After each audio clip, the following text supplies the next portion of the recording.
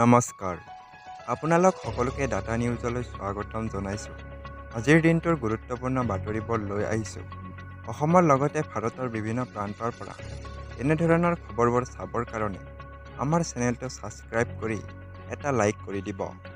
1 আৰু অৰুণোদয় 2 আমি যিসকল হিতাধিকাৰীক দিছিলোঁ আৰু নতুনকৈ যি প্ৰত্যেক সমষ্টিতে কম বেছি পৰিমাণে 10,000 হিতাধিকাৰী আমি নতুনকৈ দিম, এই গোটেইখিনি আধাৰৰ লগত লিংকেজ কৰা।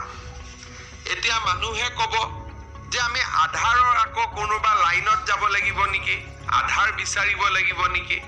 আমি ৰাইজক সেই কষ্টটো দিব খোজা নাই, কাৰণ আজিৰ দিনত অসমত যি পৰিয়ালৰে ৰেচন কাৰ্ড আছে তেওঁলোকে আধাৰ অলৰেডি ৰেচন কাৰ্ডখন আধাৰৰ লগত সংযোজিত কৰি থৈ দিছে। 2 বছৰ আগতেই আমি সেই কাম সমাপন কৰিছিলোঁ।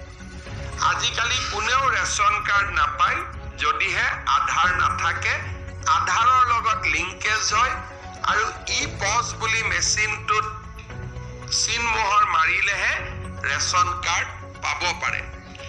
আৰু সেইকাৰণে আমি এইবাৰ অৰুণোদয় 3 আঁচনিটো ৰেচন কাৰ্ডৰ লগত আমি জড়িত কৰিব খুজিছোঁ। অৰ্থাৎ ৰেচন কাৰ্ডৰ নম্বৰ থাকিলেহে অৰুণোদয় পাব।